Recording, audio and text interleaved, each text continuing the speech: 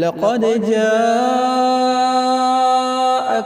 رسول من أنفسكم عزيز عليه ما عنتم حريص عليكم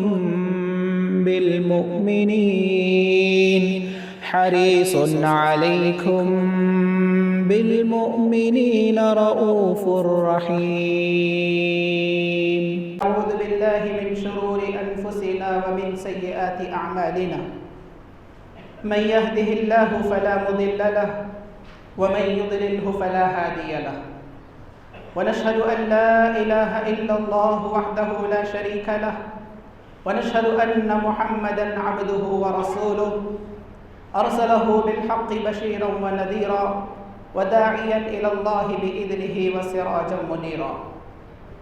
فإن خير الحديث كتاب الله، وخير الهدي هدي محمد صلى الله عليه وسلم، وشر الأمور محدثاتها، وكل محدثة بدعة، وكل بدعة ضلالة، وكل ضلالة في النار. فقد قال الله تبارك وتعالى في القرآن المجيد والفرقان الحميد: فأعوذ بالله من الشيطان الرجيم، بسم الله الرحمن الرحيم. يا أيها الناس اتقوا ربكم الذي خلقكم من نفس واحدة وخلق منها زوجها وبث منهما رجالا كثيرا ونساء واتقوا الله الذي تساءلون به والأرحام إن الله كان عليكم رقيبا. وقال الله تبارك وتعالى في موضع آخر: يا أيها الذين آمنوا اتقوا الله حق تقاته ولا تموتن إلا وأنتم مسلمون. وقال الله تبارك وتعالى: يا أيها الذين آمنوا اتقوا الله وقولوا قولا سديدا يصلح لكم أعمالكم ويغفر لكم ذنوبكم ومن يطع الله ورسوله فقد فاز فوزا عظيما. وقال الله تبارك وتعالى: النبي أولى بالمؤمنين من أنفسهم وأزواجه أمهاتهم. وقال النبي صلى الله عليه وسلم: وددت أنا قد رأينا إخواننا. قالوا: أولسنا إخوانك يا رسول الله؟ قال: أنتم أصحابي وإخواننا الذين لم يأتوا بعد. تمام قسم کی تعریف و توصیف، کبریائی و بڑائی، حمد و ثنا اس اللہ وحدہ لا شریک کے لیے لائق و زیبا ہے جو تمام کائنات کا پروردگار ہے، جس نے آسمان اور زمین کو اور ان کے درمیان کی چیزوں کو فی ستۃ ایام صرف اور صرف 6 دنوں میں پیدا کیا، جس کے تابع میں اور جس کی قدرت میں ہر چیز ہے اور جو ہر چیز پر قادر ہے۔ بعد از درود و سلام ہو تمام انبیاء کرام پر، بالخصوص آخری نبی، شافی محشر، ساقی کوثر، خاتم الانبیاء جناب محمد الرسول اللہ صلی اللہ علیہ وسلم پر، جن کی محبت عین ایمان ہے، جن کی اطاعت عین اسلام ہے، جن پر ایک مرتبہ درود بھیجنے سے اللہ کی 10 رحمتیں نازل ہوتی ہیں، 10 گناہوں کو مٹا دیا جاتا ہے اور 10 درجات کو بلند کر دیا جاتا ہے۔ اللہ تبارک و تعالیٰ نے ارشاد فرمایا، سورۃ الاحزاب کی آیت ہے: النبی اولیٰ بالمؤمنین من انفسہم وازواجہ امہاتہم، کہ نبی کریم صلی اللہ علیہ وسلم مومنوں پر ان کی جانوں سے زیادہ حق رکھتے ہیں، اور نبی کریم صلی اللہ علیہ وسلم کی بیویاں مومنوں کی مائیں ہیں، امہات المؤمنین ہیں۔ اس آیت کریمہ میں اللہ تبارک و تعالیٰ نے مومنوں کے حقدار کو نبی کریم صلی اللہ علیہ وسلم بتلایا، اور آپ صلی اللہ علیہ وسلم کو مومنوں پر مقدم فرمایا۔ اب مومنوں کے لیے ضروری ہے، لازم ہے کہ وہ نبی کریم صلی اللہ علیہ وسلم کے مطیع و فرما بردار بن کر رہے، وہ نبی کریم صلی اللہ علیہ وسلم کے ماتحت رہے، کیونکہ اللہ تبارک و تعالیٰ نے نبی کریم صلی اللہ علیہ وسلم کو مومنوں کا حکم اور حاکم قرار دیا ہے۔ سورۃ النساء کی آیت ہے، اللہ تبارک و تعالیٰ کا فرمان ہے: فَلَا وَرَبِّكَ لَا يُؤْمِنُونَ حَتَّى يُحَكِّمُوكَ فِي مَا شَجَرَ بَيْنَهُمْ ثُمَّ لَا يَجِدُوا فِي أَنفُسِهِمْ حَرَجًا مِّمَّا قَضَيْتَ وَيُسَلِّمُوا تَسْلِيمًا، کہ آپ کے رب کی قسم، آپ کے رب کی قسم وہ لوگ ایمان والے ہو نہیں سکتے یہاں تک کہ وہ آپسی اختلاف میں آپ کو حکم اور حاکم نہ مان لیں، اور آپ جو ان میں فیصلے کر دے ان فیصلوں سے اپنے دلوں میں کوئی تنگی اور ناخوشی نہ پائے بلکہ فرما برداری کے ساتھ قبول کر لے۔ تو آپ صلی اللہ علیہ وسلم ہمارے لیے حکم ہے، ہمارے جو بھی فیصلے ہوں گے وہ پیارے نبی جناب محمد رسول اللہ صلی اللہ علیہ وسلم کریں گے، اور جو فیصلے آپ صلی اللہ علیہ وسلم کر دے ہمیں قبول کرنا ہے، ہمیں مطیع و فرما بردار ہونا ہے، ہمارے دل میں کوئی ناخوشی یا ناگواری نہ ہونی چاہیے۔ پیارے نبی صلی اللہ علیہ وسلم مومنوں پر بڑے ہی مشفق اور مہربان ہے، اور یوں کہیے کہ پیارے نبی صلی اللہ علیہ وسلم ہمارے روحانی باپ ہیں، ہم آپ کی روحانی اولاد ہیں، کیونکہ پیارے نبی صلی اللہ علیہ وسلم نے خود ارشاد فرمایا یا ایھا الناس انما انا لکم بمنزلۃ الوالد، کہ اے لوگو میں تمہارے لیے تمہارے باپ جیسا ہوں۔ جس طرح ایک باپ اپنے بچے کے فائدے کے لیے سوچتا ہے، جس طرح ایک باپ اپنے بچے کی تربیت اور پرورش کرتا ہے، جس طرح ایک باپ اپنے بچے کو نیکی کا حکم دیتا ہے، برائی سے روکتا ہے، اس کے مستقبل کی فکر کرتا ہے، ویسے ہی نبی کریم صلی اللہ علیہ وسلم اپنی امت کے لیے ہے کہ آپ صلی اللہ علیہ وسلم اپنی امت کے لیے فائدہ مند کے سوچتے ہیں، نفع کے حریص ہوتے ہیں اور مستقبل کا سوچتے ہیں۔ آپ صلی اللہ علیہ وسلم ایسے روحانی باپ ہے جو ہمارے حقیقی اور نسبی باپ سے زیادہ ہمیں محبوب اور پسندیدہ ہے۔ آپ ایسے روحانی باپ ہیں جو ہمیں ہمارے حقیقی باپ سے زیادہ چاہتے ہیں، پسند کرتے ہیں۔ آپ ایسے روحانی باپ ہیں جو ہماری فکر ہمارے باپ سے بھی زیادہ کرتے ہیں، جو ہماری دنیا و بھلائی کی فکر ہمارے حقیقی باپ سے بھی زیادہ کرتے ہیں۔ آپ صلی اللہ علیہ وسلم ایسے روحانی باپ ہیں جن کے احسانات ہم پر ہمارے حقیقی باپ سے بھی زیادہ ہے۔ آپ صلی اللہ علیہ وسلم اپنے سینے میں وہ دل رکھتے تھے جس کی ہر دھڑکن میں امت کا درد چھپا ہوا رہتا تھا۔ آپ صلی اللہ علیہ وسلم اپنے پاس ایسی زبان رکھتے تھے جو ہمیشہ میرے لیے، آپ کے لیے اور ساری امت کے لیے دعائیں کیا کرتی تھی۔ آپ صلی اللہ علیہ وسلم اپنے پاس وہ فکر رکھا کرتے تھے جو ہمیشہ میرے لیے تھی، آپ کے لیے تھی اور ساری امت کے لیے تھی۔ جو نبی ہمارے لیے اتنا تڑپتے تھے، جو نبی ہمارے نفع کے اتنے حریص تھے، جو نبی ہمیں جہنم سے بچانے، جنت کا مستحق بنانے کی اتنی کوششیں کیا کرتے تھے، تو کیا اس نبی کا حق نہیں بنتا کہ ہم اس نبی سے محبت کریں؟ کیا اس نبی کا یہ حق نہیں بنتا کہ ہم اس نبی کو چاہیں؟ کیا اس نبی کا یہ حق نہیں بنتا کہ ہم اسے اپنی جان سے زیادہ، اپنے مال سے زیادہ، اپنے اہل و عیال سے زیادہ چاہے اور محبت کرے؟ یقیناً حق بنتا ہے، یقیناً حق بنتا ہے کہ ہم اس نبی کریم صلی اللہ علیہ وسلم کو اپنی جان، اپنی اولاد اور اپنے بیوی بچوں اور مال سے بھی زیادہ محبت کرے اور چاہے۔ اب یہ محبت کیسے ہوگی؟ محبت ہوگی عملی تقاضوں کو پورا کرنے کے ساتھ ساتھ۔ پچھلے جمعہ میں نے چند عملی تقاضے محبت رسول کے پیش کیے تھے، جن میں سے ایک تقاضا یہ تھا کہ آپ صلی اللہ علیہ وسلم کا ادب کیا جائے، تعظیم کی جائے، توقیر کی جائے، احترام کیا جائے، تعظیم کی جائے۔ دوسرا تقاضا پیش کیا تھا کہ آپ صلی اللہ علیہ وسلم کی اطاعت اور فرما برداری کی جائے، آپ صلی اللہ علیہ وسلم کو اسوہ حسنہ مانا جائے۔ تیسرا تقاضا پیش کیا تھا کہ آپ صلی اللہ علیہ وسلم کا تذکرہ زیادہ سے زیادہ کیا جائے، درود شریف کثرت سے پڑھا جائے۔ چوتھا تقاضا پیش کیا تھا کہ آپ صلی اللہ علیہ وسلم کی جنت میں رفاقت کی خواہش ہر مومن کو ہونی چاہیے۔ اسی سے بڑھ کر اور چند تقاضے میں آپ کے سامنے اس خطبہ جمعہ میں پیش کرنے کی کوشش کروں گا کہ محبت رسول کے اور تقاضے کیا کیا ہیں۔ محبت رسول کا ایک عظیم اور بڑا تقاضا یہ بھی ہے کہ ہم پیارے نبی جناب محمد رسول اللہ صلی اللہ علیہ وسلم کے دیدار کی خواہش اپنے دل میں رکھیں۔ آپ صلی اللہ علیہ وسلم کو دیکھنے کی خواہش، آپ صلی اللہ علیہ وسلم کے دیدار کی تڑپ ہر مومن کے، ہر امتی کے دل میں ہونی چاہیے، کیونکہ وہی وہ نبی ہے صلی اللہ علیہ وسلم جو ہمارے دیدار کی خواہش کیا کرتے تھے، جو ہمیں دیکھنے کی ارمان اپنے دل میں رکھا کرتے تھے۔ راوی حدیث حضرت ابو ہریرہ رضی اللہ تعالی عنہ ہے، صحیح مسلم کی روایت ہے۔ اللہ کے نبی صلی اللہ علیہ وسلم وہ فرماتے ہیں کہ پیارے نبی صلی اللہ علیہ وسلم بقیع کے قبرستان میں گئے۔ بقیع کے قبرستان میں جانے کے بعد آپ صلی اللہ علیہ وسلم نے سلام پڑھا، اور سلام پڑھنے کے بعد اللہ کے نبی صلی اللہ علیہ وسلم نے فرمایا وَدِدْتُ أَنَّا قَدْ رَأَيْنَا إِخْوَانَنَا، میری تو یہ خواہش ہے، میری تو یہ ارمان ہے کہ کاش میں اپنے بھائیوں کو دیکھ لیتا۔ صحابہ کرام نے عرض کیا اولسنا اخوانک یا رسول اللہ، اے اللہ کے نبی کیا ہم آپ کے بھائی نہیں ہیں؟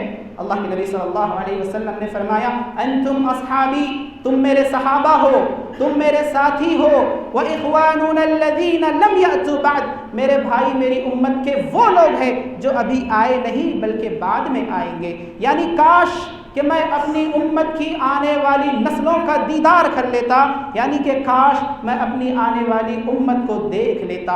یہ نبی کریم صلی اللہ علیہ وسلم کی خواہش تھی، اور بالکل یہی تڑپ ہر امتی کے دل میں ہونی چاہیے کہ کاش 1400 سال پہلے گزرے نبی کو میں دیکھ لیتا، کاش کہ پیارے نبی صلی اللہ علیہ وسلم کا میں ایک مرتبہ دیدار کر لیتا۔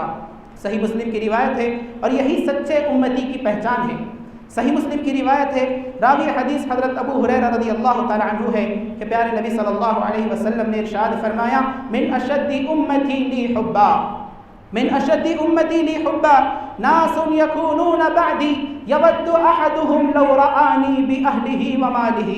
اللہ کے نبی صلی اللہ علیہ وسلم نے ارشاد فرمایا کہ مجھ سے سچی محبت کرنے والے میری امت کے وہی لوگ ہیں، میری امت میں شدید ترین محبت کرنے والے مجھ سے وہی لوگ ہیں جو میرے بعد آئیں گے، اور ان میں سے ہر ایک کی یہ خواہش ہوگی کہ کاش میں نبی کریم صلی اللہ علیہ وسلم کا ایک مرتبہ دیدار کر لیتا، کاش میں نبی کریم صلی اللہ علیہ وسلم کو ایک مرتبہ دیکھ لیتا، اگرچہ کہ مجھے اپنے جان کی قربانی کیوں نہ دینا پڑے، گرچہ کہ مجھے اپنے مال کی قربانی کیوں نہ دینا پڑے، گرچہ کہ مجھے اپنے اہل و عیال کی قربانی کیوں نہ دینا پڑے، لیکن کاش میں نبی کریم صلی اللہ علیہ وسلم کا دیدار کر لیتا ہے۔ آج کی امتیں تڑپتی ہے، آج کی نسلیں تڑپتی ہے کہ کاش میں نبی کریم صلی اللہ علیہ وسلم کا دیدار کر لیتا، اور یہی حقیقی امت اور سچی امت کی پہچان ہے کہ اس کے دل میں تڑپ اور خواہش ہونی چاہیے کہ کاش میں نبی کریم صلی اللہ علیہ وسلم کا دیدار کر لیتا۔ اور یہ خواہش اور یہ ارمان اللہ تبارک و تعالیٰ کل حشر کے میدان میں پوری کرے گا کہ امت کو نبی کریم صلی اللہ علیہ وسلم سے ملائے گا، اور نبی کریم صلی اللہ علیہ وسلم کو اپنی امت سے ملائے گا۔ صحابہ کرام نے عرض کیا اے اللہ کے نبی حشر کے میدان میں آپ اپنی امت کو کیسے پہچانیں گے؟ اللہ کے نبی صلی اللہ علیہ وسلم نے ارشاد فرمایا ذرا بتلاؤ، اگر کالے گھوڑے ہو اور کالے گھوڑوں کے درمیان چند ایسے گھوڑے ہو جن کے چہرے سفید ہو، جن کے پاؤں سفید ہو، تو کیا وہ گھوڑے والا اپنے گھوڑے کو پہچانے گا یا نہیں پہچانے گا؟ صحابہ کرام نے عرض کیا اللہ کے نبی کیوں نہیں پہچانے گا؟ ضرور پہچان لے گا۔ اللہ کے نبی صلی اللہ علیہ وسلم نے فرمایا فَإِنَّهُمْ يَأْتُونَ غُرًّا مُحَجَّلِينَ مِنَ الْوُضُوءِ کہ میری امت کل قیامت کے دن آئے گی اور اعضائے وضو ان کے چمک رہے ہوں گے، ان کے اعضائے وضو کی چمک سے میں پہچان لوں گا کہ یہ میری امت ہے۔ تو تقاضا کیا ہے؟ محبت رسول کا ایک عظیم تقاضا کیا ہے کہ ہر امتی کے دل میں یہ تڑپ اور یہ خواہش ہونی چاہیے کہ کاش میں نبی کریم صلی اللہ علیہ وسلم کا دیدار کر لیتا۔ اسی سے آگے بڑھ کر اور ایک تقاضا یہ بھی ہے محبت رسول کا کہ جب بھی نبی کریم صلی اللہ علیہ وسلم کا فرمان آ جائے، نبی کریم صلی اللہ علیہ وسلم کی حدیث آ جائے، ہم اس کی تصدیق کریں، پیارے نبی صلی اللہ علیہ وسلم کے فرامین کی تصدیق کرے، آپ کی احادیث کی تصدیق کرے، اور آپ صلی اللہ علیہ وسلم کی تصدیق کرے، اور اپنی عقل کے گھوڑے نہ دوڑائے۔ آپ صلی اللہ علیہ وسلم کے ہر قول، ہر فعل، ہر عمل کی تصدیق کرنا لازم ہے، ضروری ہے، اگر وہ صحیح سند کے ساتھ ثابت ہو جائے۔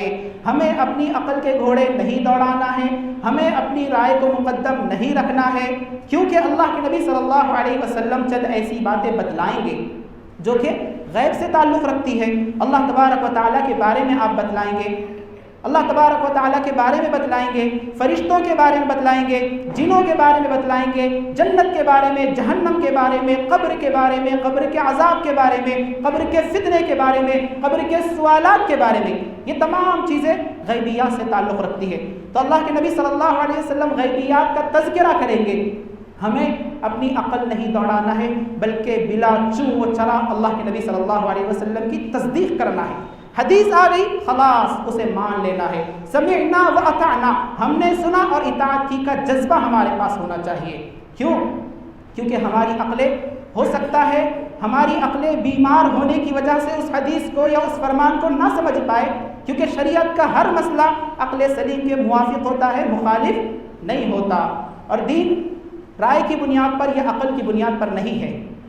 حضرت علی رضی اللہ تعالیٰ عنہ فرمایا کرتے تھے، لو کان الدین بالرأی لکان اسفل الخف اولا بالمسح علی ظاہر الخفین، کہ اگر دین رائے کی بنیاد پر ہوتا، عقل کی بنیاد پر ہوتا، تو موضوع پر مسح اوپر کی جانب سے نہیں بلکہ نیچے کی جانب سے ہوتا۔ اگر کوئی شخص موزے پہن لے تو شریعت نے سکھلایا ہے کہ موضوع پر مسح کیا جا سکتا ہے اور اوپر کی جانب سے مسح کرنا ہے، جبکہ عقل اور رائے کیا کہتی ہے؟ مٹی اور دھول تو نیچے کی طرف آتی ہے، مٹی کو دور کرنا ہے، دھول کو ختم کرنا ہے تو نیچے سے مسح کرنا چاہیے تھا، لیکن اللہ کے نبی صلی اللہ علیہ وسلم نے کیا کیا؟ اوپر کی طرف سے مسح کیا، تو ہمیں ویسا ہی کرنا ہے۔ آپ صلی اللہ علیہ وسلم کی حدیث کی تصدیق کرنا ہے اور آپ صلی اللہ علیہ وسلم کی تصدیق کرنا ہے۔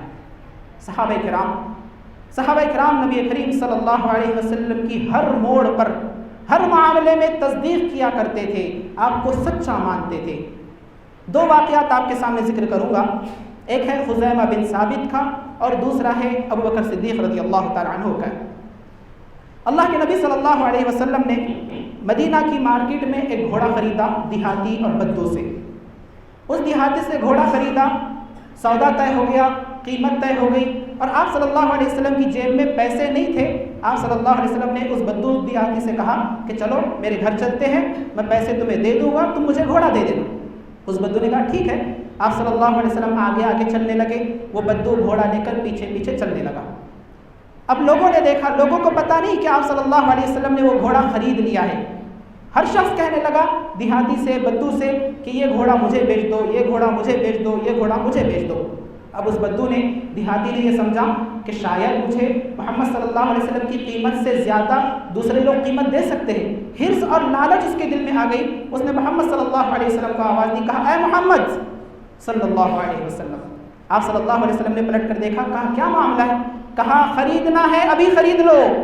اللہ کے نبی صلی اللہ علیہ وسلم نے فرمایا کہ میں نے تجھ سے گھوڑا خرید لیا ہے، قیمت طے ہو گئی ہے، سودا پورا ہو چکا ہے۔ کہا نہیں، خریدنا ہے، ابھی خرید لو۔ پیارے نبی صلی اللہ علیہ وسلم نے فرمایا اللہ کے بندے، قیمت طے ہو گئی، سودا ہو چکا ہے، پیسے دینا باقی ہے۔ اس بدو نے کہا کہ کون ہے جو گواہی دے سکے کہ تم نے مجھ سے خرید لیا ہے؟ کون ہے جو گواہی دے سکے؟ کیا ثبوت ہے کہ تم نے مجھ سے خرید لیا ہے؟ اللہ کے نبی صلی اللہ علیہ وسلم کے درمیان اور اس بدو کے درمیان یہ معاملہ ہو رہا تھا کہ خزیمہ بن ثابت رضی اللہ تعالیٰ عنہ یہ سارا معاملہ دیکھ رہے تھے۔ دوڑے دوڑے چلے آتے ہیں اور کہتے ہیں اے اللہ کے نبی، میں گواہی دیتا ہوں کہ آپ نے اس دیہاتی سے، بدو سے گھوڑا خریدا ہے۔ گواہی مل گئی، اب گھوڑا دینا پڑا، گھوڑا دے کر وہ چلا گیا۔ پیارے نبی صلی اللہ علیہ وسلم خزیمہ بن ثابت کی طرف متوجہ ہوئے اور کہنے لگے اے خزیمہ، مدینہ کی مارکیٹ میں جب کہ سودا پورا ہو رہا تھا، قیمت طے ہو رہی تھی، تم تو وہاں موجود نہیں تھے، لیکن تم نے میری تصدیق کیسے کی؟ تم نے مجھے سچا کیسے جانا؟ تم نے گواہی کیسے دی؟ خزیمہ بن ثابت رضی اللہ تعالیٰ عنہ نے کہا اے اللہ کے نبی، آسمان سے آنے والی وحی کے بارے میں آپ کی تصدیق کرتا ہوں، تو آپ گھوڑے کے معاملے میں جھوٹ کیسے بول سکتے ہیں؟ آسمان سے آنے والی وحی پر ایمان کی بنیاد پر، آپ کے نبی ہونے کے ایمان کی بنیاد پر میں نے آپ کی گواہی دی، میں نے آپ کی تصدیق کی کہ یقیناً آپ نے اس دیہاتی سے، اس بدو سے گھوڑے کو خریدا ہے۔ سبحان اللہ، یہ ہے تصدیق، نبی کریم صلی اللہ علیہ وسلم کی تصدیق۔ محبت رسول کا تقاضا یہی ہے کہ ہر معاملے میں نبی کریم صلی اللہ علیہ وسلم کی تصدیق کی جائے۔ جب خزیمہ بن ثابت نے یہ گواہی دی، اللہ کے نبی صلی اللہ علیہ وسلم نے لوگوں سے خطاب کر کے فرمایا اے لوگوں، اگر کہیں پر گواہی کی ضرورت پڑے، کہیں پر گواہی مطلوب ہو اور اگر وہاں پر خزیمہ بن ثابت گواہی دے دے تو جان لو کہ ان ایک کی گواہی دو گواہیوں کے برابر ہے۔ صحابہ کرام میں، تمام صحابہ کرام میں یہ شرف اور اعزاز صرف خزیمہ بن ثابت کو ملا کہ ان کی ایک گواہی دو گواہیوں کے برابر ہے۔ یہ کس وجہ سے؟ کیونکہ انہوں نے نبی کریم صلی اللہ علیہ وسلم کی تصدیق کی۔ ابو بکر صدیق رضی اللہ تعالی عنہ، جب اسراء اور معراج کا واقعہ ہوا آپ صلی اللہ علیہ وسلم کو اسراء کرائی گئی، بیت المقدس لے جایا گیا، بیت المقدس سے آسمانوں کی سیر کرائی گئی۔ ایک ہی رات میں یہ تمام چیزیں ہوئی، ایک ہی رات میں آپ صلی اللہ علیہ وسلم گھر واپس آ گئے۔ صبح ہونے کے بعد آپ صلی اللہ علیہ وسلم نے لوگوں سے تذکرہ کیا کہ اے لوگوں، مجھے اسراء و معراج کرائی گئی، میں راتوں رات بیت المقدس گیا بھی اور گھر پر واپس آیا بھی۔ تمام لوگوں نے جھٹلا دیا، تمام لوگوں نے کہا اے محمد صلی اللہ علیہ وسلم تم جھوٹے ہو۔ جو لوگ ایمان لائے ہوئے تھے ان میں کے بعض لوگ مرتد ہو گئے، دین سے پھر گئے کہ محمد صلی اللہ علیہ وسلم یہ کیا بات کہہ رہے ہیں۔ چند مشرکین ابو بکر صدیق رضی اللہ تعالیٰ عنہ کے پاس دوڑے گئے، کہنے لگے دیکھو تمہارا دوست کیا کہتا ہے، تمہارا دوست کہتا ہے کہ راتوں رات میں بیت المقدس گیا بھی، راتوں رات بیت المقدس سے واپس آیا بھی۔ ابو بکر صدیق رضی اللہ تعالیٰ عنہ نے کہا کس نے کہا یہ بات؟ کہا کہ محمد صلی اللہ علیہ وسلم کہتے ہیں۔ کہا اگر محمد نے کہا ہے تو انہوں نے سچ کہا ہے، میں ان کی تصدیق کرتا ہوں۔ اور اسی کے بعد سے ابو بکر صدیق رضی اللہ تعالیٰ عنہ کا لقب الصدیق یعنی تصدیق کرنے والا پڑ گیا، اور یہی وہ تصدیق تھی۔ اسی تصدیق کی بنا پر پیارے نبی صلی اللہ علیہ وسلم ابو بکر سے بے انتہا محبت کیا کرتے تھے۔ ابو بکر صدیق رضی اللہ تعالیٰ عنہ کو اگر نقصان پہنچ جائے اللہ کے نبی صلی اللہ علیہ وسلم برداشت نہیں کرتے تھے۔ ابو بکر رضی اللہ تعالیٰ عنہ کے ساتھ بدسلوکی کو اللہ کے نبی صلی اللہ علیہ وسلم برداشت نہیں کرتے تھے۔ صحیح بخاری کی روایت ہے، ابو بکر صدیق رضی اللہ تعالیٰ عنہ ایک مرتبہ اپنے کپڑے کے کنارے کو پکڑ کر اپنا گھٹنا ظاہر کرتے ہوئے نبی کریم صلی اللہ علیہ وسلم کی خدمت میں حاضر ہوئے۔ آپ صلی اللہ علیہ وسلم نے جب ابو بکر صدیق رضی اللہ تعالیٰ عنہ کی یہ حالت دیکھی، آپ صلی اللہ علیہ وسلم نے فرمایا معلوم ہوتا ہے کہ تمہارا دوست کسی سے لڑ کر آ رہا ہے، معلوم ہوتا ہے کہ ابو بکر کسی سے لڑ کر آ رہے ہیں۔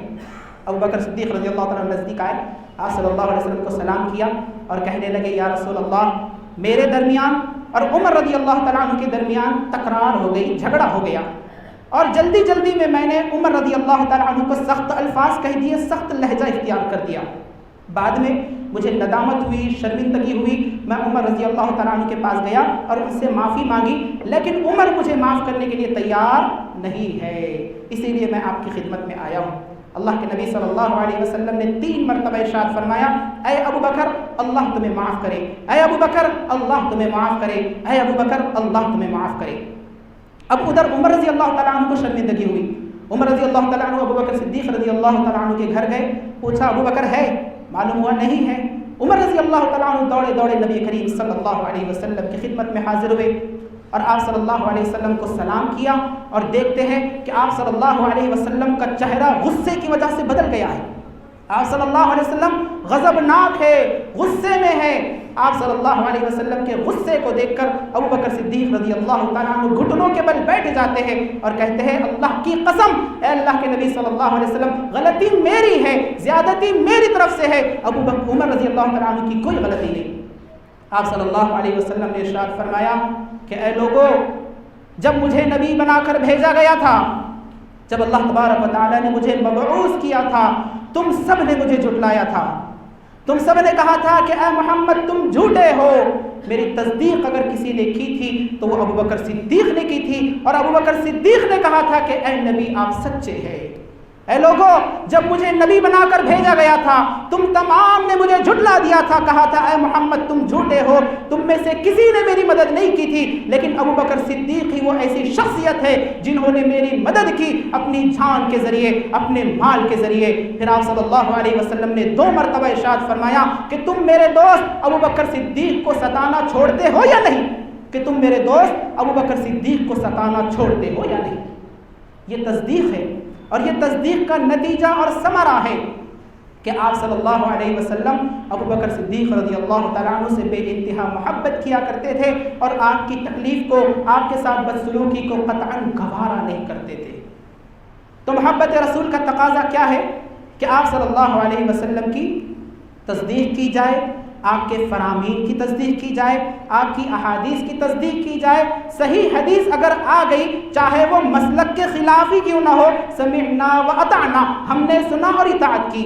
صحیح حدیث اگر آ گئی چاہے وہ ہماری خواہشات کے مخالف ہی کیوں نہ ہو، سمعنا و اطعنا، ہم نے سنا اور اطاعت کی۔ صحیح حدیث اگر آ گئی اگر وہ ہمارے شہوات کے مخالفت ہی کیوں نہ ہو، ہمیں اسے ماننا ہے اور فرما بردار و مطیع ہونا ہے۔ اسی طرح محبت رسول کا ایک عظیم تقاضا یہ بھی ہے کہ ہم آخرت کے لیے جیے، دنیا کے لیے نہ جیے۔ کیونکہ جس نبی سے میں اور آپ محبت کرتے ہیں نا، وہ نبی آخرت کے لیے جیا کرتے تھے، دنیا کے لیے نہیں۔ وہ نبی اللہ کے لیے جیا کرتے تھے، دنیا کے لیے نہیں۔ وہ نبی اللہ کو خوش کرنے کے لیے جیا کرتے تھے، دنیا کے لیے نہیں۔ جس نبی سے آپ اور میں محبت کرتے ہیں صلی اللہ علیہ وسلم، آسمان سے آنے والی وہی بار بار ان سے کہتی تھی کہ اے محمد آپ حکم دے، آپ کے لیے ہم احد پہاڑ کو سونے کا بنا دے۔ لیکن اس نبی نے دنیا کے لیے نہیں جیا، بلکہ اس درخواست کو قبول نہیں کیا، بلکہ زاہدانہ زندگی گزاری، دنیا سے بے رغبت ہو کر زندگی گزاری۔ ابو ذر غفاری رضی اللہ تعالیٰ عنہ راوی حدیث ہے، صحیح مسلم کی روایت ہے، وہ فرماتے ہیں کہ میں نبی کریم صلی اللہ علیہ وسلم کے ساتھ مدینہ کے پتھریلی علاقے میں گزر رہا تھا کہ احد پہاڑ آ گیا۔ آپ صلی اللہ علیہ وسلم نے کہا اے ابو ذر، میں نے کہا لبیک یا رسول اللہ، اللہ کے نبی میں حاضر ہوں، کہیے کیا کہنا ہے؟ کہا اے ابو ذر، مجھے اس بات سے بالکل خوشی نہیں ہوگی کہ میرے پاس اس احد پہاڑ کے اتنا سونا ہو اور اس پر 3 دن ایسے گزر جائے کہ اس میں سے 1 درہم بھی 1 دینار بھی میرے پاس بچ جائے، سوائے اس تھوڑی سی رقم کے جو میں قرض کی ادائیگی کے لیے چھوڑ دوں۔ پھر آپ صلی اللہ علیہ وسلم چلتے رہے۔ آپ صلی اللہ علیہ وسلم نے ارشاد فرمایا اے ابو ذر، زیادہ مال جمع کرنے والے ہی کل قیامت کے دن مفلس ہوں گے۔ دنیا میں زیادہ مال جمع کرنے والے ہی کل قیامت کے دن مفلس ہوں گے، سوائے اس آدمی کے جسے اللہ نے مال عطا کیا ہو اور اس نے اللہ کے مال کو اللہ کے راستے میں اپنے دائیں طرف سے، اپنے بائیں طرف سے اور اپنے پیچھے سے خرچ کر دیا ہو۔ اور اللہ کے نبی صلی اللہ علیہ وسلم نے فرمایا کہ ایسے لوگ بہت ہی کم ہیں جنہیں اللہ نے مال عطا کیا اور انہوں نے مال کو خرچ کر دیا۔ پھر ابو ذر رضی اللہ تعالیٰ عنہ سے آپ صلی اللہ علیہ وسلم نے کہا اے ابو ذر، یہی ٹھہرنا، یہاں سے نہ ہٹنا جب تک کہ میں نہ آ جاؤں۔ ابو ذر رضی اللہ تعالیٰ عنہ فرماتے ہیں کہ آپ صلی اللہ علیہ وسلم رات کی تاریکی میں چلے گئے اور میری نظروں سے اوجھل ہو گئے، مجھے دکھائی نہیں دے رہے تھے۔ چنانچہ میں نے ایک اونچی آواز سنی، میں ڈر گیا کہ کہیں آپ صلی اللہ علیہ وسلم کو کوئی چیز تو جو ہے درپیش نہیں آ گئی۔ میں جانا چاہا، لیکن آپ صلی اللہ علیہ وسلم کا وہ قول یاد آیا کہ اے ابو ذر، یہی ٹھہرنا، یہاں سے نہ ہٹنا جب تک کہ میں نہ آ جاؤں۔ میں وہی ٹھہرا رہا۔ تھوڑی دیر بعد اللہ کے نبی صلی اللہ علیہ وسلم آئے۔ میں نے کہا اللہ کے نبی، میں نے ایک اونچی آواز سنی ہے، کیا معاملہ ہے؟ کہا تم نے وہ آواز سنی تھی؟ کہا ہاں میں نے وہ آواز سنی تھی۔ اللہ کے نبی صلی اللہ علیہ وسلم نے فرمایا وہ جبریل علیہ السلام تھے، وہ جبریل علیہ السلام تھے۔ وہ میرے پاس آئے اور کہنے لگے من مات من امتک لا یشرک باللہ شیئا دخل الجنہ، کہ آپ کی امت میں سے جو شخص اس حالت میں مر گیا کہ وہ اللہ کے ساتھ شرک نہیں کرتا تھا، دخل الجنہ، وہ جنت میں داخل ہو گیا۔ اللہ کے نبی صلی اللہ علیہ وسلم فرماتے ہیں کہ میں نے جبریل امین سے کہا کہ وَإِن زَنَا وَإِن سَرَقَ، گرچہ کہ وہ چور ہو، گرچہ کہ وہ زانی ہو۔ جبریل علیہ السلام نے کہا وَإِن زَنَا وَإِن سَرَقَ، اگرچہ کہ اس نے چوری کی ہو، اگرچہ کہ اس نے زنا کیا ہو، لیکن اللہ کے ساتھ اگر کسی کو شریک نہیں کیا، دخل الجنہ، وہ سیدھا جنت میں داخل ہو گیا۔ اس حدیث کا محل شاہد کیا ہے؟ اس حدیث سے کیا بات معلوم ہوئی کہ اللہ کے نبی صلی اللہ علیہ وسلم دنیا کے لیے نہیں جیتے تھے، آخرت کے لیے جیتے تھے۔ آپ صلی اللہ علیہ وسلم نے کیا کہا کہ اگر احد پہاڑ کے اتنا سونا میرے پاس ہو جائے تو میں سارا کا سارا پہاڑ اللہ کی راہ میں خرچ کر دوں گا، اور 1 دینار یا 1 درہم بھی میں اپنے پاس رکھنے کو گوارا نہیں۔ یہ آپ صلی اللہ علیہ وسلم کی زاہدانہ زندگی تھی، دنیا سے بے رغبتی تھی، دنیا سے کوئی واسطہ نہیں تھا۔ اسی لیے ایک صحابی رسول نے اللہ کے نبی صلی اللہ علیہ وسلم سے کہا یا رسول اللہ انی احبک، اللہ کے رسول صلی اللہ علیہ وسلم میں آپ سے محبت کرتا ہوں۔ کہا سوچ لو کیا کہہ رہے ہو؟ کہا ہاں انی احبک، میں آپ سے محبت کرتا ہوں۔ کہا سوچ لو کیا کہہ رہے ہو، کیونکہ جو شخص مجھ سے محبت کرتا ہے فقر و فاقہ اس کے پاس تیزی سے آ جاتا ہے، فقیری اور محتاجی اس کے پاس تیزی سے آ جاتی ہے۔ کیوں؟ ظاہر سی بات ہے کہ اگر ہمیں اللہ کے نبی صلی اللہ علیہ وسلم سے محبت ہے، سود خوری چھوڑنی ہوگی۔ اگر اللہ کے نبی صلی اللہ علیہ وسلم سے محبت ہے، چوری اور ڈاکہ زنی چھوڑنا ہوگا۔ اگر اللہ کے نبی صلی اللہ علیہ وسلم سے محبت ہے تو حرام کا کھانا، حرام کا پینا، حرام کا پہننا، حرام کا لباس، حرام کا گھر، حرام کی گاڑی، تمام چیزوں کو ترک کرنا ہوگا۔ اللہ تبارک و تعالیٰ کی جانب سے قربانیاں آئے گی، اللہ تبارک و تعالیٰ کی جانب سے آزمائشیں آئے گی، اور فقر و فاقہ بھی آئے گا۔ تو اللہ کے نبی صلی اللہ علیہ وسلم نے فرمایا جو بھی مجھ سے محبت کرتا ہے فقر و فاقہ اس کے پاس تیزی سے آ جاتا ہے۔ اور آپ صلی اللہ علیہ وسلم نے ایسی زندگی گزاری بھی، زاہدانہ زندگی گزاری، دنیا سے بے رغبتی والی زندگی گزاری۔ حضرت عائشہ رضی اللہ تعالیٰ عنہ فرماتی ہے کہ ہم پر ایک ایک مہینہ ایسا گزر جاتا کہ ہمارے پاس کھانے کے لیے کچھ نہ ہوتا سوائے کھجور اور پانی کے، سوائے اس گوشت کے جو ہمیں تحفتاً آ جاتا ہم اسے کھا لیا کرتے تھے۔ صحیح بخاری کی روایت ہے، حضرت عائشہ رضی اللہ تعالیٰ عنہ نے اپنے بھانجے عروہ سے کہا کہ اے میرے بھانجے، عہد مبارک میں نبی کریم صلی اللہ علیہ وسلم کے زمانے میں ہمارا یہ حال تھا کہ رسول اللہ صلی اللہ علیہ وسلم کے گھروں میں ایک چاند گزر جاتا، دوسرا چاند گزر جاتا، تیسرا چاند گزر جاتا، 2 مہینے گزر جاتے، لیکن رسول اللہ صلی اللہ علیہ وسلم کے گھروں میں کھانا پکانے کے لیے چولہا نہیں جلتا تھا۔ پھر حضرت عائشہ رضی اللہ تعالیٰ عنہ فرماتی ہے کہ آپ صلی اللہ علیہ وسلم کے چند پڑوسی انصاری تھے جن کے پاس بکریاں تھیں، دودھ والی بکریاں تھیں، اور وہ دودھ ہدیۃً پیش کرتے تھے، آپ صلی اللہ علیہ وسلم بھی اسے پی لیتے اور ہمیں بھی پلا دیا کرتے تھے۔ عروہ نے کہا، عائشہ رضی اللہ تعالیٰ عنہ کے بھانجے نے کہا کہ اے خالہ اماں، پھر آپ جیا کیسے کرتی تھی، آپ لوگ زندگی کیسے گزارا کرتی تھی؟ کہا کہ 2 چیزوں پر ہم زندہ رہتے تھے، ایک ہے کھجور اور دوسرا ہے پانی، ان 2 چیزوں پر ہم زندہ رہتے تھے۔ سبحان اللہ، یہ ہے نبی کریم صلی اللہ علیہ وسلم کی زندگی، دنیا سے بے رغبتی۔ حضرت عمر فاروق رضی اللہ تعالیٰ عنہ ایک مرتبہ نبی کریم صلی اللہ علیہ وسلم کی خدمت میں حاضر ہوئے، دیکھتے ہیں کہ آپ صلی اللہ علیہ وسلم چٹائی پر لیٹے ہوئے ہیں، نہ تو تکیہ ہے نہ تو گدا ہے۔ اللہ کے نبی صلی اللہ علیہ وسلم چٹائی پر لیٹے ہوئے ہیں اور چٹائی کے نشانات آپ کے جسم پر پڑ گئے ہیں۔ عمر رضی اللہ تعالیٰ عنہ نے دیکھا، زار و قطار رونے لگے، زار و قطار رونے لگے۔ آپ صلی اللہ علیہ وسلم نے پوچھا، اے عمر کیوں روتے ہو؟ کہا اللہ کے نبی، قیصر و کسریٰ، روم و فارس کے بادشاہ عیش و عشرت کی زندگی گزار رہے ہیں، اور آپ تو نبی اللہ ہے، رسول اللہ ہے، حبیب اللہ ہے، اللہ کے لاڈلے ہیں، اور آپ کا یہ حال ہے کہ نہ تو آپ کے پاس گدا ہے نہ تو آپ کے پاس تکیہ ہے، بلکہ آپ چٹائی پر لیٹے ہوئے ہیں اور چٹائی کے نشانات آپ کے جسم اطہر پر موجود ہیں۔ اللہ کے نبی صلی اللہ علیہ وسلم نے فرمایا، ما لی ولی الدنیا، اے عمر مجھے دنیا سے کیا لینا دینا، میرا دنیا سے کیا واسطہ؟ اما ترضى ان تكون لهم الدنيا ولنا الاخرہ، اے عمر کیا تم اس بات سے راضی نہیں ہو کہ ان کے لیے دنیا ہو ہمارے لیے آخرت ہو؟ یہ نبی کریم صلی اللہ علیہ وسلم کی زندگی تھی۔ اگر اللہ کے نبی صلی اللہ علیہ وسلم سے محبت کرتے ہو تو آخرت کے لیے جینا سیکھو، دنیا کے لیے نہیں۔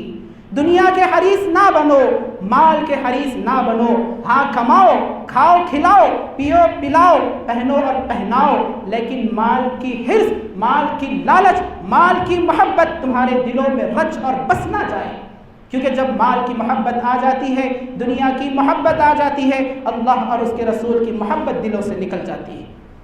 اور جب مال کی محبت آ جاتی ہے، دنیا کی محبت آ جاتی ہے، تب مصیبتیں، تکلیفیں اور آزمائشیں بڑھ جاتی ہے۔ یہی وجہ ہے کہ اللہ کے نبی صلی اللہ علیہ وسلم نے فرمایا تھا، ثوبان رضی اللہ تعالیٰ عنہ راوی حدیث ہے، سنن ابی داؤد کی روایت ہے، یوشک الامم ان تداعى علیکم کما تداعى الاکلۃ الی قصعتها، کہ ایک زمانہ آئے گا، قریب ہے کہ ایک زمانہ آئے گا، دشمن قوم مسلمانوں پر اس قدر ٹوٹ پڑے گی جیسے کہ بھوکے دسترخوان پر ٹوٹ پڑتے۔ صحابہ کرام نے عرض کیا، اللہ کے نبی وَمِن قِلَّةٍ نَحْنُ يَوْمَئِذٍ، کیا اس وقت ہماری تعداد کم ہوگی کہ دشمنان اسلام مسلمانوں کو ماریں گے، کاٹیں گے، گھروں سے نکالیں گے، ظلم و زیادتی کا شکار بنائیں گے؟ کیا مسلمانوں کی تعداد اس وقت کم ہوگی؟ پیارے نبی صلی اللہ علیہ وسلم نے فرمایا، بل انتم یومئذ کثیر، نہیں بلکہ تمہاری تعداد تو بہت زیادہ ہوگی، وَلَكِنَّكُمْ غُثَاءٌ كَغُثَاءِ السَّيْلِ، لیکن تم سمندر کے جھاگ کے مانی بے حیثیت ہوگے، تمہاری اوقات اور حیثیت اور وقات کچھ بھی نہیں ہوگی۔ وَلَيَنزِعَنَّ اللَّهُ مِن صُدُورِ عَدُوِّكُمُ الْمَهَابَةَ، اور اللہ تبارک و تعالی تمہارے دشمنوں کے دلوں سے تمہارے رعب اور دبدبے کو نکال دے گا۔ وَلَيَقْذِفَنَّ اللَّهُ فِي قُلُوبِكُمُ الْوَهْنَ، اور اللہ تبارک و تعالی تمہارے دلوں میں وہن پیدا کر دے گا۔ صحابہ کرام نے عرض کیا، اللہ کے نبی وَمَا الْوَهْنُ یا رسول اللہ، یہ وہن کیا چیز ہوتی ہے؟ اللہ کے نبی صلی اللہ علیہ وسلم نے فرمایا، حب الدنیا وکراہیت الموت، دنیا سے محبت کرنا، موت سے نفرت کرنا۔ آج کے جو حالات ہیں، مسلمانوں پر ظلم، مسلمانوں پر زیادتی، مسلمانوں کو مارا جا رہا ہے، ستایا جا رہا ہے، گھروں سے نکالا جا رہا ہے، جینا دو بھر کر دیا گیا ہے، اس کی وجہ اللہ کے نبی صلی اللہ علیہ وسلم نے بتلا دی کہ حب دنیا و کراہیت الموت، کہ مسلمانوں میں دنیا کی محبت آ جائے گی، وہ دنیا کے حریص بن جائیں گے اور موت سے نفرت کرنے لگیں گے۔ اگر ہمیں اللہ کے نبی صلی اللہ علیہ وسلم سے محبت ہے تو ہمیں آخرت کے لیے جینا ہوگا، کیونکہ نبی کریم صلی اللہ علیہ وسلم آخرت کے لیے جیا کرتے تھے۔ اور یہی وجہ ہے حضرت علی رضی اللہ تعالیٰ عنہ فرمایا کرتے تھے ارتحلت الدنیا مدبرتن، دنیا پیٹ پھیر کر کوچ کر رہی ہے، وارتحلت الآخرت مقبلتن، اور آخرت سامنے آ رہی ہے، وبکل واحد منہما بنون، اور دنیا و آخرت دونوں کے چاہنے والے ہیں، فکونوا من ابناء الآخرہ، تم دنیا کے چاہنے والے نہ بنو بلکہ آخرت کے چاہنے والے بنو، فإن اليوم عمل ولا حساب، کیونکہ آج عمل ہی عمل ہے، حساب نہیں، وغدا حساب ولا عمل، کل حسابی حساب ہوگا، عمل کا وقت باقی نہیں رہے گا۔ تو ہمیں دنیا کے لیے نہیں بلکہ آخرت کے لیے جینا ہے، اور یہ محبت رسول کا تقاضا ہے۔ محبت رسول کا ایک عظیم تقاضا یہ بھی ہے کہ آپ صلی اللہ علیہ وسلم کی دعوت سے محبت، آپ صلی اللہ علیہ وسلم کے مشن سے محبت کی جائے۔ آپ صلی اللہ علیہ وسلم کی ذات سے محبت کرنا یہ ایک چیز ہے، اور آپ صلی اللہ علیہ وسلم کی دعوت سے محبت کرنا یہ ایک چیز ہے۔ ایک مومن کے لیے لازم ہے، ضروری ہے کہ وہ آپ صلی اللہ علیہ وسلم کی ذات اور شخصیت سے بھی محبت کرے، اور آپ صلی اللہ علیہ وسلم کے مشن سے، آپ صلی اللہ علیہ وسلم کی دعوت سے، آپ صلی اللہ علیہ وسلم کی لائی ہوئی کتاب سے، آپ صلی اللہ علیہ وسلم کے لائے ہوئے توحید سے، آپ صلی اللہ علیہ وسلم کے لائے ہوئے منہج سے، آپ صلی اللہ علیہ وسلم کے لائے ہوئے عقیدے سے بھی محبت کرے، کیونکہ صرف ذات سے محبت کرنا، شخصیت سے محبت کرنا کافی نہیں ہے جب تک کہ اللہ کے نبی صلی اللہ علیہ وسلم کی دعوت سے محبت نہ کی جائے۔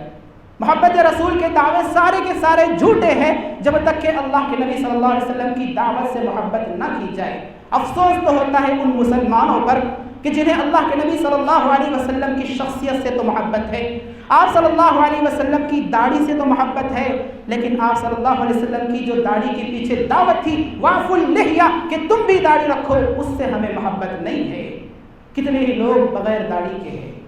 افسوس ہے مسلمانوں پر کہ جنہیں اللہ کے نبی صلی اللہ علیہ وسلم کی شخصیت اور ذات سے تو محبت ہے، لیکن انہیں اس بات کی فکر نہیں ہے کہ اللہ کے نبی صلی اللہ علیہ وسلم کی نماز کا طریقہ کیا تھا، آپ صلی اللہ علیہ وسلم نماز کیسے پڑھا کرتے تھے، آپ صلی اللہ علیہ وسلم کا عقیدہ کیسا تھا، آپ صلی اللہ علیہ وسلم کے اخلاق کیسے تھے۔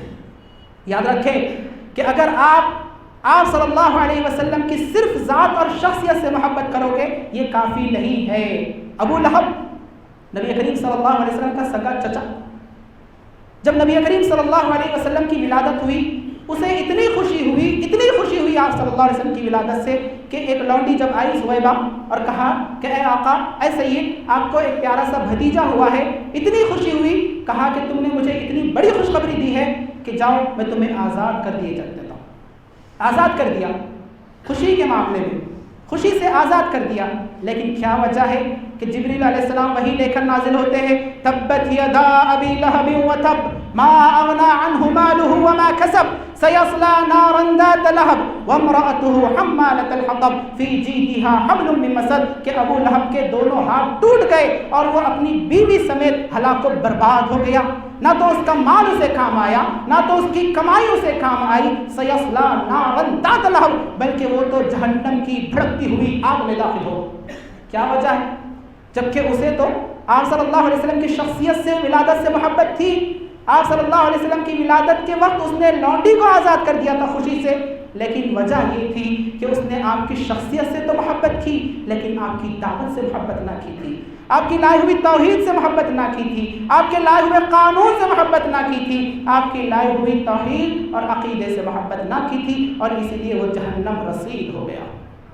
ابو طالب نبی کریم صلی اللہ علیہ وسلم کے سگے چچا، ابو طالب نبی کریم صلی اللہ علیہ وسلم کے معاون و مددگار، ہر موڑ پر ابو طالب نے نبی کریم صلی اللہ علیہ وسلم کی مدد کی، ہر معاملے میں ابو طالب نے نبی کریم صلی اللہ علیہ وسلم کی محبت کی۔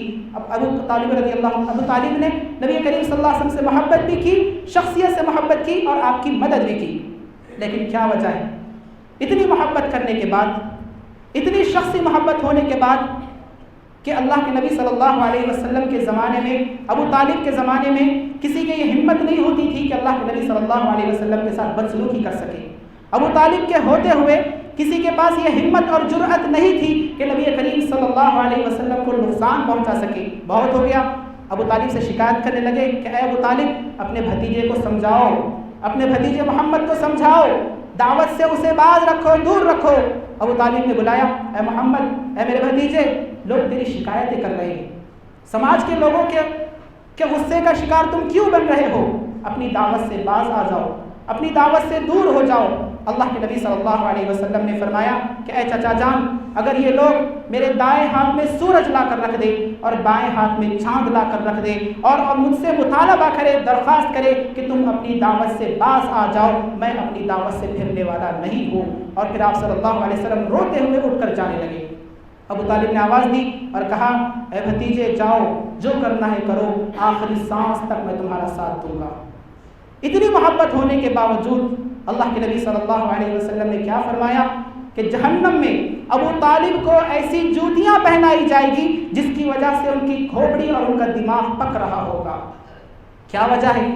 اتنی محبت اور اتنی مدد کرنے کے باوجود کیا معاملہ ہے کہ ابو طالب بھی جہنم رسید ہو گئے؟ اس کی وجہ یہ ہے کہ ابو طالب نے نبی کریم صلی اللہ علیہ وسلم کی شخصیت سے اور ذات سے تو محبت کی تھی، لیکن آپ صلی اللہ علیہ وسلم کی لائی ہوئی توحید سے اور لائی ہوئی دعوت سے محبت نہیں کی تھی۔ تو محبت رسول کا تقاضا یہ ہے کہ آپ صلی اللہ علیہ وسلم کی لائی ہوئی تعلیمات سے اور لائی ہوئی دعوت سے محبت کریں۔ ہم اللہ کے نبی صلی اللہ علیہ وسلم سے محبت کریں، اور ہم اللہ کے نبی صلی اللہ علیہ وسلم سے کیوں محبت نہ کریں کہ نبی وہی ہے، پیارے نبی صلی اللہ علیہ وسلم وہ پیغمبر ہیں جنہوں نے اپنی امت کے نفع کے بارے میں سوچا۔ ہر وقت وہ اپنی امت کے نفع کے حریص ہوا کرتے تھے۔ اللہ کے نبی صلی اللہ علیہ وسلم نے فرمایا، لِكُلِّ نَبِيٍّ دَعْوَةٌ، کہ ہر نبی کے پاس ایک دعا ہے، ہر نبی کے پاس ایک دعا تھی، ایک اختیار تھا، ایک چانس تھا۔ ہر نبی نے اسے دنیا ہی میں یوز کر لیا، دنیا ہی میں استعمال کر لیا، لیکن میں نے اپنی دعا کو، اپنی دعوت کو اور اپنے اس اختیار کو قیامت کے لیے باقی رکھا۔ وَإِنِّي اخْتَبَأْتُ لِأُمَّتِي دَعْوَةً شَفَاعَتِي لِأُمَّتِي، کہ میں نے قیامت کے لیے باقی رکھا تاکہ میں اپنی امت کے لیے سفارش کر سکوں۔ تمام انبیاء نے اپنی اس دعا کو دنیا میں یوز کر لیا، لیکن نبی کریم صلی اللہ علیہ وسلم نے اپنی دعا کو آخرت کے لیے سنبھال کر رکھا تاکہ امت کے لیے سفارش کر سکے، تاکہ امت کو جہنم کی آگ سے بچا کر جنت کا مستحق بنا سکے۔ ہم اس نبی سے کیوں نہ محبت کریں؟ ہم اس نبی سے محبت کیوں نہ کریں؟ ابو سعید خدری رضی اللہ تعالیٰ عنہ فرماتے ہیں کہ اللہ تبارک و تعالیٰ نے نبی کریم صلی اللہ علیہ وسلم کو خوشخبری دی کہ اے محمد، تمہاری امت کے 70,000 امتی ایسے ہوں گے جو جنت میں بغیر حساب کے، بغیر کتاب کے، بغیر عذاب کے جائیں گے۔ کوئی حساب و کتاب ان سے ہونے والا نہیں ہے، کوئی عذاب ان کے لیے نہیں ہے، بلکہ جنت کے دروازے ان کے لیے کھلے ہوئے ہیں۔ 70,000 لوگ جنت میں بغیر حساب کے داخل ہوں گے۔ اللہ کے نبی صلی اللہ علیہ وسلم صرف خوش نہیں ہو گئے بلکہ ہاتھ اٹھا لیا، اللہ تبارک و تعالیٰ سے التجا کرنے لگے، اللہ تبارک و تعالیٰ سے دعائیں کرنے لگے کہ اے اللہ، تیرا شکر و احسان ہے کہ 70,000 لوگ جنت میں جائیں گے بغیر حساب کے، بغیر کتاب کے، بغیر عذاب کے، لیکن میں تجھ سے درخواست کرتا ہوں، تجھ سے دعا کرتا ہوں کہ اس تعداد کو، اس گنتی کو اور بڑھا دے۔ اللہ کے نبی صلی اللہ علیہ وسلم کی دعا مقبول ہوئی۔ اللہ تبارک و تعالیٰ نے کہا، اے محمد صلی اللہ علیہ وسلم، آپ کی دعا مقبول ہے، آپ کی درخواست قابل قبول ہے، جاؤ، جو 70,000 امتی جنت میں بغیر حساب، بغیر کتاب، بغیر عذاب کے جانے والے ہیں، ان میں ہر 1000 کے ساتھ 70,000، ہر 1000 کے ساتھ 70,000، ہر 1000 کے ساتھ 70,000۔ سبحان اللہ۔ یہ نبی کریم صلی اللہ علیہ وسلم جو اپنی امت کی آخرت بنانے کے اتنے جو ہے فکر مند ہوا کرتے تھے، تو کیا ہم اس نبی سے محبت نہ کریں؟ ہم اس نبی سے کیوں نہ محبت کریں جس سے کعبے کا رب محبت کرتا ہو؟ ہم اس نبی سے محبت کیوں نہ کریں جس سے ملائکہ محبت کرتے ہو؟ ہم اس نبی سے محبت کیوں نہ کریں جس سے انبیاء محبت کرتے ہو؟ ہم اس نبی سے محبت کیوں نہ کریں جس سے صحابہ کرام محبت کرتے ہیں؟ ہم اس نبی سے محبت کیوں نہ کریں جن سے جمادات محبت کرتے ہیں، جن سے نباتات محبت کرتے ہیں، جن سے درخت محبت کرتے ہیں، جن سے پتھر محبت کرتے ہیں؟ اللہ کے نبی صلی اللہ علیہ وسلم ارشاد فرماتے ہیں، صحیح مسلم کی روایت ہے، انی لاعرف حجرا بمکہ کان یسلم علی، کہ مکہ المکرمہ میں ایک پتھر کو جانتا ہوں جو مجھے روزانہ سلام کیا کرتا تھا۔ گویا کہ اللہ تبارک و تعالیٰ نے نبی کریم صلی اللہ علیہ وسلم کی محبت کو پتھروں میں بھی داخل کر دیا تھا، نبی کریم صلی اللہ علیہ وسلم کی محبت کو درختوں میں بھی داخل کر دیا تھا، نبی کریم صلی اللہ علیہ وسلم کی محبت کو جمادات میں اور نباتات میں داخل کر دیا تھا۔ عبداللہ بن جابر رضی اللہ تعالیٰ عنہ فرماتے ہیں کہ نبی کریم صلی اللہ علیہ وسلم کھجور کے درخت کے تنے کو سہارا دے کر خطبہ دیا کرتے تھے، جمعے کا خطبہ دیا کرتے تھے۔ ایک عورت نے یا ایک مرد نے نبی کریم صلی اللہ علیہ وسلم سے کہا، اے اللہ کے نبی، کیوں نہ ہم آپ کے لیے لکڑی کا ممبر بنا دیں؟ آپ صلی اللہ علیہ وسلم نے فرمایا، ٹھیک ہے، اگر چاہو تو لکڑی کا ممبر بنا دو۔